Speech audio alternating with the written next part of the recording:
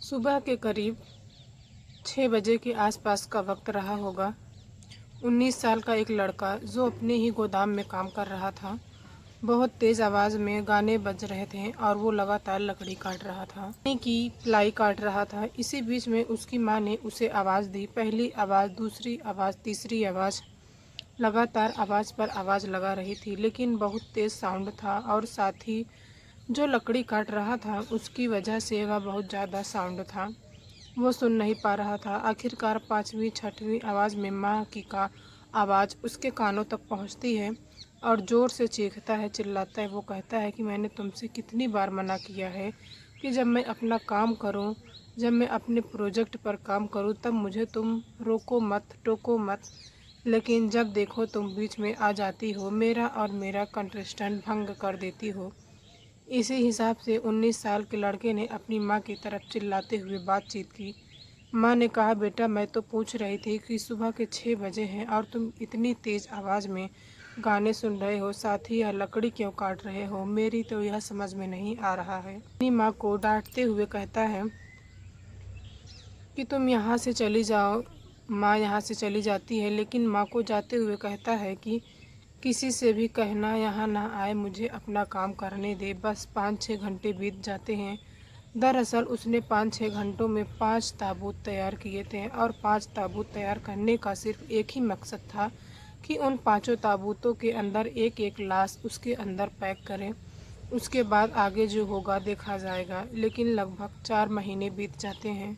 उनमें से एक व्यक्ति निकल कर बाहर आता है, पुलिस स्टेशन जाता है और पूरी कहानी सुनाता है। जब ये कहानी सामने आती है तब पूरे प्रदेश भर में हंगामा खड़ा हो जाता है कि आखिरकार 19 साल का उस लड़के ने ऐसा क्यों किया।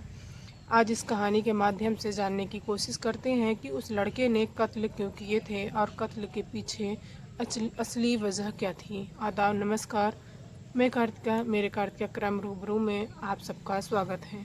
आज की जो सच्ची घटना मैं आपको सुनाने जा रही हूँ, ये सच्ची घटना है पश्चिम बंगाल के ज़िला मलादा की। दरअसल मलादा की यह ज़िला सर अदालत न्यायाधीश यूसुफ बनर्जी 17 मई 2025 को 23 साल का एक लड़का होता है जिसका नाम आसिफ मोहम्मद होता है। उसको मृत्युदंड की सज़ा सुनाते हुए कहते हैं कि इसको तब तक फांसी के फंदे पर लटकाया जाए जब तक इसके प्राण न निकल जाए। बस इतना था, क्योंकि इस बारे में जानने के लिए हर किसी की नज़र थी, सोशल मीडिया पर टिकी हुई थी और जानने के लिए कि आखिरकार आज अदालत में जज साहब का फैसला क्या आने वाला है। क्योंकि पूरे प्रदेश भर में घटना हुई थी, तब उस घटना ने पूरे प्रदेश में तहलका मचा दिया था, लोगों को सोचने पर मजबूर कर दिया था कि दरअसल इस कहानी के बारे में शुरू से जानने की कोशिश करते हैं। यह तारीख थी 28 फरवरी 2021 की। दोपहर लगभग 12 बजे के आसपास का वक्त रहा था। मलादा सिटी से लगभग 25 किलोमीटर दूर एक गांव लगता है। गांव का नाम है माइल। दरअसल 16 माइल में एक घर है जो बड़ा सा घर है। पास में ही 2 मंजिला एक गोदाम है और इस घर के अंदर 6 सदस्य रहते हैं। पिता हैं जिनका नाम जावेद अली है। माँ ईरा बीवी जिसकी उम्र लगभग 45 साल के आसपास है। पिता 50 साल के आसपास उम्र है। दादी की उम्र 75 साल है और उसकी बहन जो होती है वो 17 साल की होती है और उसका नाम आरिफा खातून है। बड़ा भाई का नाम आरिफ मोहम्मद और इसकी उम्र 21 साल होती है।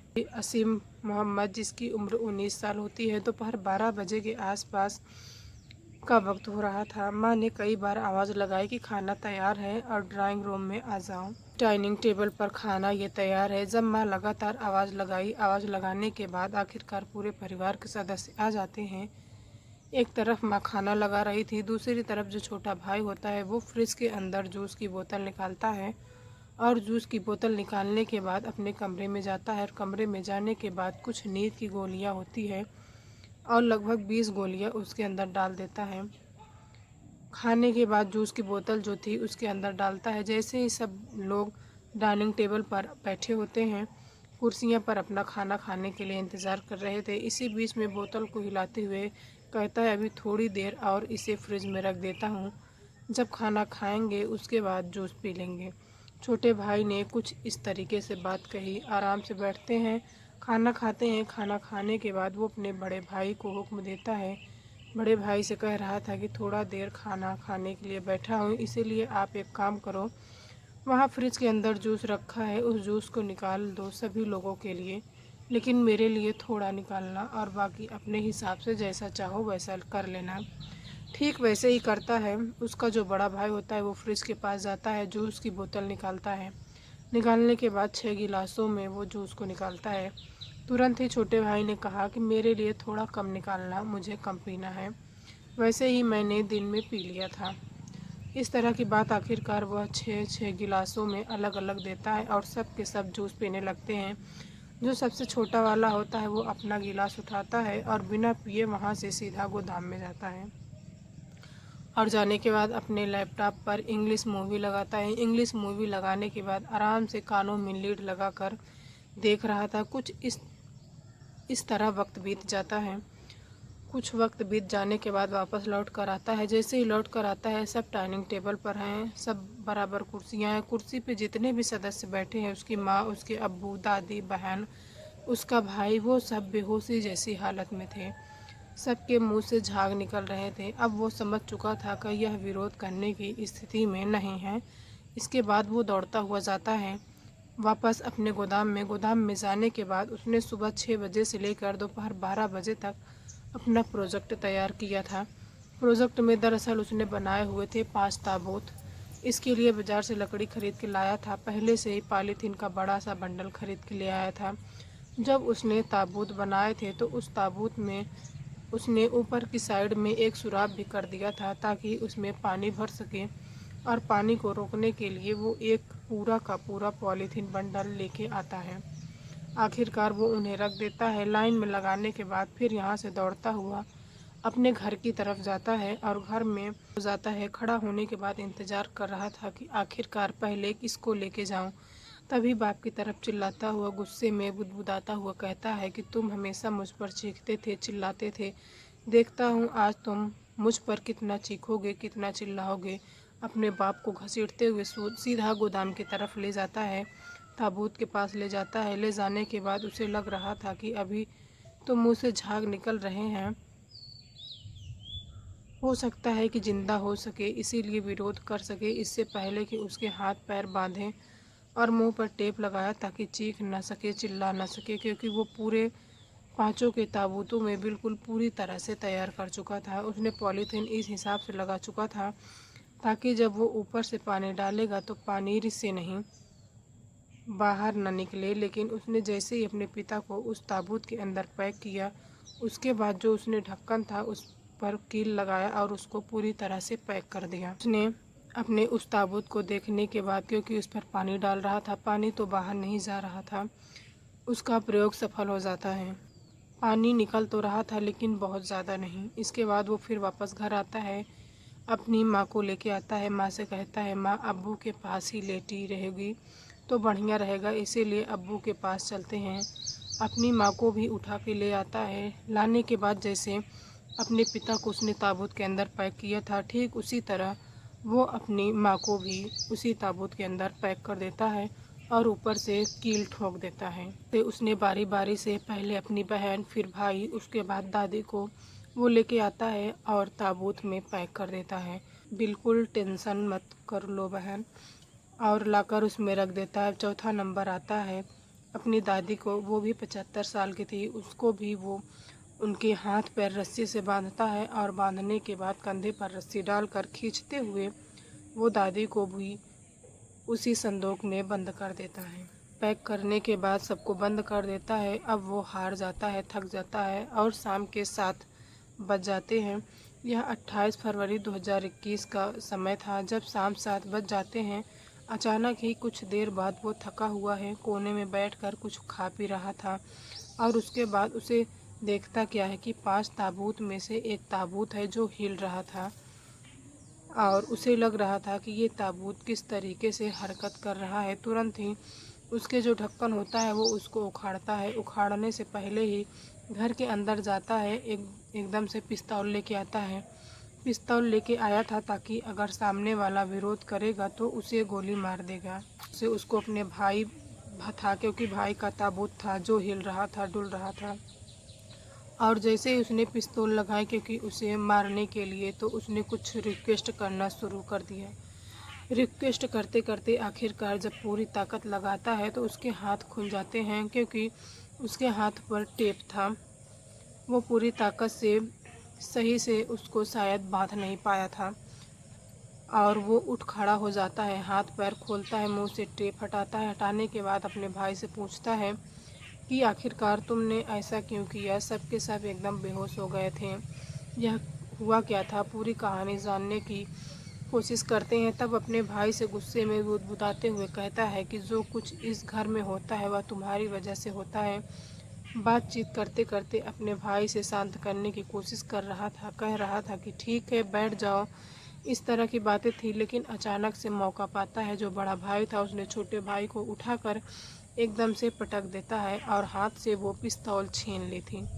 आखिरकार पिस्तौल छीन ली। इसके बाद फिर दोनों में काफ़ी देर तक जोर ज़बरदस्ती होती है। वो अपने भाई से कहता है कि अगर तुमने कुछ भी करने की कोशिश की तो शायद मैं तुम्हें इस बात का अंदाज़ा नहीं है कि मैं क्या कर सकता हूँ। छोटे भाई ने बड़े भाई को इस तरह से कहा कि वो डर जाता है और उसने कहा कि मेरे पास तुम्हारा वीडियो है। दरअसल तुमने कुछ दिन पहले जो अपनी तुम्हारी गर्लफ्रेंड होती है उससे, उसका नाम सुल्ताना होता है, और घर पर आई थी और दोनों को आपत्तिजनक स्थिति में देखी थी, न्यूड अवस्था में थे। तो मौका पाते उसने भाई और उसकी गर्लफ्रेंड का न्यूड वीडियो बना ली थी। अपने उस मोबाइल को उसको सेव कर लिया था। उसने कहा कि अगर तुमने कुछ भी करने की कोशिश की तो मैं इसको वायरल कर दूंगा, तुम्हें किसी को मुंह दिखाने के लायक नहीं छोड़ूंगा। तो क्या करूं, क्योंकि ये पहले से ढक्कन खुल चुके थे। तो भाई उन ढक्कनों को अपने ही सामने खोलता है, क्योंकि जब उसे पूरा प्रेशर लेने लिया था, आखिरकार उसने उस लाशों को ठिकाने लगाने की जब कोशिश की तो पहले से वो गोदाम के अंदर 6 फुट गहरा एक गड्ढा खोदता है। साथ ही चौड़ाई होती है लगभग 12 या 13 फुट के आसपास की होती है, और उसमें एक एक करके वो सबको दफन कर देता है। अपने पिता की, अपनी माँ की, अपनी दादी की और अपनी बहन की लगभग 6 फुट गहरे गड्ढे में दबाकर पूरी तरह से वो सुबह के लगभग 4 बज जाते हैं और आराम से हार थक कर सुबह के 9 बजे के आसपास का वक्त हो रहा था। पड़ोसी ने, एक नौशाद नाम का व्यक्ति है, नौशाद लगातार नोक झोंक कर रहे थे, घर के दरवाजे पर आवाज़ लगा रहे थे। तब जाकर यह जागता है और जागने के बाद गुस्से वाले अंदाज में कहता है, क्या बात है, तुम क्यों चिल्ला रहे हो। तभी वो पूछते हैं कि तुम्हारे अम्मी अब्बू कहाँ हैं, उनसे बातचीत करनी है, कोई ज़रूरी काम है। वो कहता है कि तुम्हें पता नहीं है, वो अमेरिका चले गए हैं। बेटी के लिए 10 लाख रुपए इकट्ठा किए थे और कहीं भविष्य में ऐसा ना हो कि पैसे ख़त्म हो जाए। आखिरकार जब वो लगातार दिन रात उस गोदाम में पड़ा रहता था तो कुछ न कुछ करता रहता था। जब उसे नींद नहीं आती तो एक दिन अब्बू से बोलता है कि अब्बू मुझे नींद नहीं आती है, अब मुझे कुछ ऐसी गोलियां दिलवा दो जिससे मैं चाहूँ तो सो जाऊँ। तो उसके अब्बू जो खुद एक मेडिकल पे लेके जाते हैं और कहते हैं कि जब यह गोली मांगे तो उसे दे देना। दरअसल वो गोली लेने के लिए जाया करता था, दिन भर मात्र में एक गोली लेके आ जाता था। जिस दिन 28 फरवरी 2021 को उसने अपने परिवार को बेहोशी की गोलियां दी थी, वो गोलियां असल में उसके पिता की मर्जी से पहले से ही थी, क्योंकि जो इसका इस्तेमाल करता था वो उसको इकट्ठा करता था। यह 26 अगस्त 2021 को मलादा सेशन कोर्ट में चार्जशीट दाखिल की जाती है। दोनों तरफ से वकील किए जाते हैं और इसे बचाने की कोशिश कर रहा था। एक वकील होता है जो मामले को बिल्कुल सारे तथ्य से जोड़ के बता रहे थे कि इसने कितना हैसानियत क्राइम किया है। आखिरकार तारीख पर तारीख पड़ती है। उसके बाद 16 मई 2025 को इसको दोषी करार दिया जाता है। सुप्रीम कोर्ट के बाद अभी राष्ट्रपति हैं। जब यह फाइल इसकी राष्ट्रपति तक पहुंचेगी तब जाकर शायद इसकी ज़िंदगी को हो सकता है कि 50 साल बीत जाए, 40 साल बीत जाए, क्योंकि हमारे देश का कानून कितना धीरे धीरे काम करता है आप सहज ही अंदाज़ा लगा सकते हैं। लेकिन वाकई जो इसने काम किया वो फांसी के लायक ही इसने काम किया है, क्योंकि 19 साल का एक लड़का इतना बड़ा क्राइम कैसे कर सकता है। जब इससे पूछा जाता है तो वो बताता है कि इसने इंग्लिश फिल्में देखी थी और वहीं से इसको आइडिया आया था कि इस तरह से अपने परिवार को यह ठिकाने लगाएगा दोस्तों, इस पूरा घटनाक्रम को सुनाने का उद्देश्य आपको परेशान करना नहीं है, आपका दिल दुखाना नहीं है, बल्कि आपको सचेत करना है, आपको जागरूक करना है। जय हिंद, जय भारत।